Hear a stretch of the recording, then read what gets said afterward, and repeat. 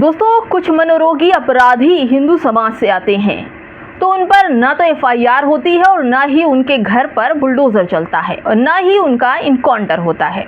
वो चाहे जितना बड़ा अपराधी क्यों ना हो, दलित और मुसलमानों पर अत्याचार करने वाला ही क्यों ना हो, उसके साथ पुलिस भी नरमी से पेश आती है। एक ऐसा ही मामला सामने आया है दोस्तों, सोचकर दिल दहल जाता है।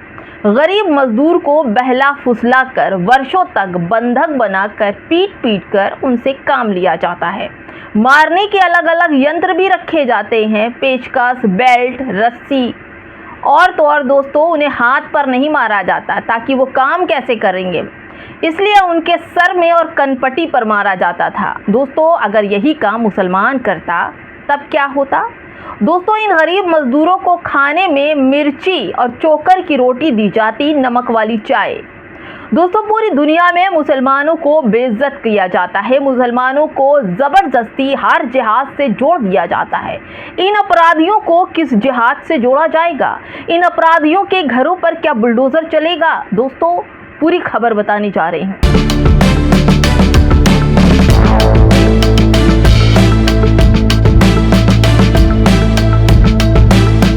नमस्कार, आप देख रहे हैं बाम सेफ न्यूज़ और मैं हूं आपके साथ शैला।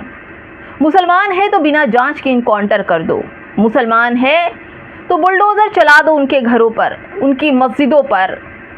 दोस्तों, बुलडोज़र चला दो खाने पर, अगर उनका खाने में नमक कम है तो बुलडोज़र चला दो, मांस का शक है तो घर में घुसकर, किचन की हांडी में घुसकर हांडी को जांचो और फिर उन्हें गिरफ्तार कर उन महिलाओं को भी जेल भेज दो। नाबालिग बच्चे अगर मुसलमान है, अपराध किया है तो सीधे इनकाउंटर कर दो।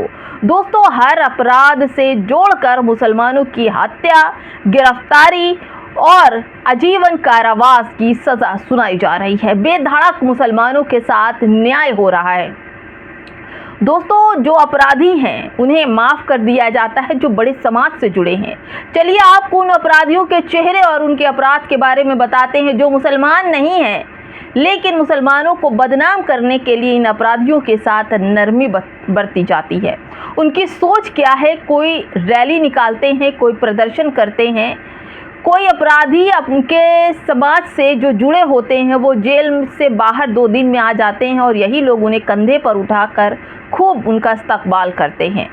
हिंदू समाज से जुड़े अपराधी हत्यारों को फैक्ट्री बना दी गई है। यहाँ पर हर दिन हत्यारा निकलता है, अपराधी निकलता है और इन लोगों का समर्थन करने वाले बड़े बड़े अपराधी इनके समर्थन में खड़े होते हैं, कंधे पर उठाकर उनकी जय जयकार करते हैं। दोस्तों, इनाम घोषित कर देते हैं, शाल पहनाते हैं, माला पहनाते हैं, मिठाइयाँ बांटते हैं, इनाम देते हैं, शाबाशी भी देते हैं। गुनहगार केवल गुनहगार होता है दोस्तों, ना हिंदू होता है और ना ही मुसलमान होता है। लेकिन कुछ लोगों ने अपराध को भी न्याय से की श्रेणी में जोड़ दिया है, बांट दिया है। दोस्तों, आपको बताऊंगी गुनाह के क्रूर चेहरे को।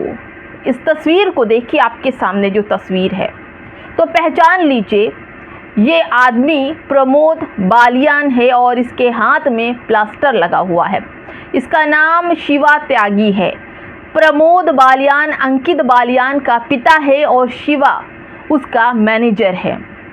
दोस्तों, ये मामला मुजफ्फरनगर की दोना फैक्ट्री प्रमोद और अंकित बालियान की थी, जिसमें दर्जन भर मजदूरों को बंधक बनाकर रखा हुआ था। अभी अंकित बालियान पुलिस की गिरफ्त से बाहर है, वो गिरफ्त में नहीं आया है, लेकिन मुजफ्फरनगर की तितावी में प्रमोद बालियान की दोना पत्तल बनाने की फैक्ट्री लगी हुई है। ये लोग उस फैक्ट्री में काम करने के लिए बस और रेलवे स्टेशन पर काम की तलाश में आने वाले मजदूरों को अच्छी खासी सैलरी का लालच देकर लाते थे और फिर वहीं पर बंधक बनाकर उनसे बंधुआ मजदूरी कराने लगते थे और तो और दोस्तों, मजदूरों के साथ क्रूर व्यवहार भी करते थे। दोस्तों, इन्होंने मजदूरों को बंधक बनाकर उनके साथ अमानवीय व्यवहार शुरू किया। मजदूरों को बुरी तरह से पीटा जाता, उन्हें 24 घंटे में सिर्फ एक बार खाना दिया जाता और उस खाने में भी चोकर की रोटी और प्याज होती थी। ये उन मजदूरों का हाथ और पैर पर कोई चोट नहीं मारते थे, क्योंकि ऐसा करने से वो फैक्ट्री में काम नहीं कर पाते। यह मजदूरों के सिर पर और कान पर ही मारते थे। मजदूरों पर अत्याचार करने के लिए इन्होंने भाले और हंटर, पेचकस, बेल्ट लाकर रखे हुए थे। उसी से मजदूरों पर अत्याचार किया जाता था। जब पुलिस ने मजदूरों को आज़ाद कराया तो उनके शरीर पर चोटों के कई निशान थे। कटे फटे, टाके लगे, हर जगह पर निशान थे जो उन पर ढाए गए जुल्म की दास्तान को बयान कर रहे थे। लगातार प्रताड़ित किए जाने से मजदूरों की सुनने की क्षमता भी कम हो गई थी। सभी को कम सुनाई देने लगा था। सबके सिर पर चोट थी, गहरी चोट। ये मजदूर कहीं भाग न जाए इसलिए फैक्ट्री के गेट पर पिटबुल के हट्टे कट्टे कुत्ते छोड़ दिए गए थे। दीवारों पर करंट वाला तार लगाया गया था जिसमें करंट छोड़ा गया था। मजदूरों को रोज पीटा जाता था। कभी भाले से मारा जाता, कभी पेचकस से वार किया जाता था। दोस्तों, ये गरीब मजदूर दलित समाज से आते थे। राम सिंह नामी एक मजदूर ने अपनी आपबीती सुनाते हुए बताया कि उन्होंने मुझसे बिना सोए 24 घंटे काम करवाया। उन्होंने मुझे बेल्ट से भी मारा। खाने के लिए हमें सिर्फ चोकर यानी गेहूं के छिलके की बनाई हुई रोटी, हमें कभी दाल या सब्जी नहीं मिली। रोटी के साथ खाने के लिए वो सिर्फ नमक और लाल मिर्च देते थे। दूध वाली चाय नहीं मिलती थी, बस नमक वाली काली चाय मिलती थी। हमें कभी मीठी चाय नहीं मिली।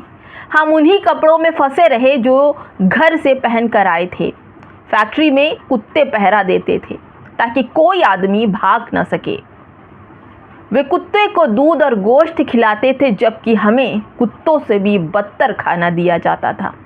हम ज़मीन पर सोए थे और ज़्यादातर तो सो ही नहीं पाते थे। हमारे साथ जानवरों से भी बुरा बर्ताव किया जाता था। यह आप बीती है उन लोगों की जो हिंदुओं ने ही हिंदुओं पर अत्याचार किया है।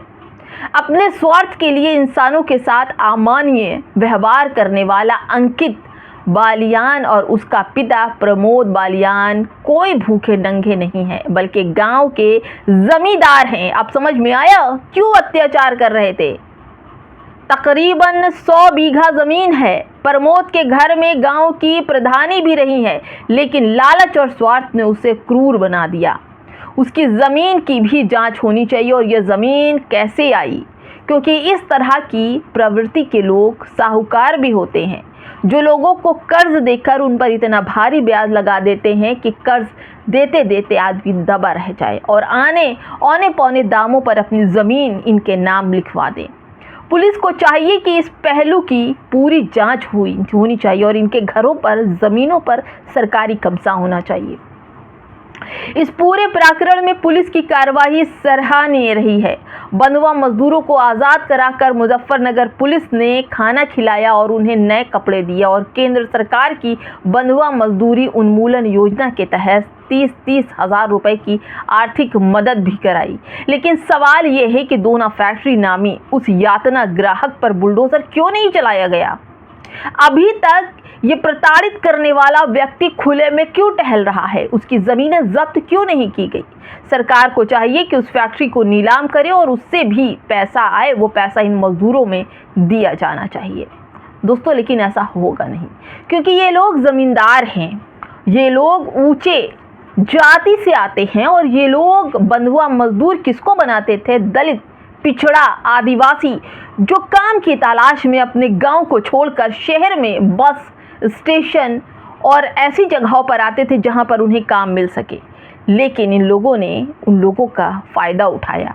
बरसों से, सालों से जिन लोगों ने फ़ायदा उठाया है, दलित मुसलमानों का वही फ़ायदा उठा रहे थे। लेकिन सवाल तो वही है दोस्तों कि आखिर इन लोगों के घरों पर बुलडोज़र कब चलेगा। जब मस्जिद 1 इंच भी अवैध होती है तो गिरा दी जाती है। मुसलमानों के घर 1 इंच भी अवैध होते हैं, सरकारी ज़मीन पर होते हैं तो पूरी बिल्डिंग गिरा दी जाती है दोस्तों। तो फिर इसकी बिल्डिंग क्यों नहीं गिराई जा रही, आखिर क्यों? अगर आपके पास भी इसका सवाल का जवाब है और उन मजदूरों के साथ जो दलित आदिवासी समाज से आते हैं अगर सहानुभूति है तो ज़रूर बताइएगा, कमेंट में बताइए। नमस्कार।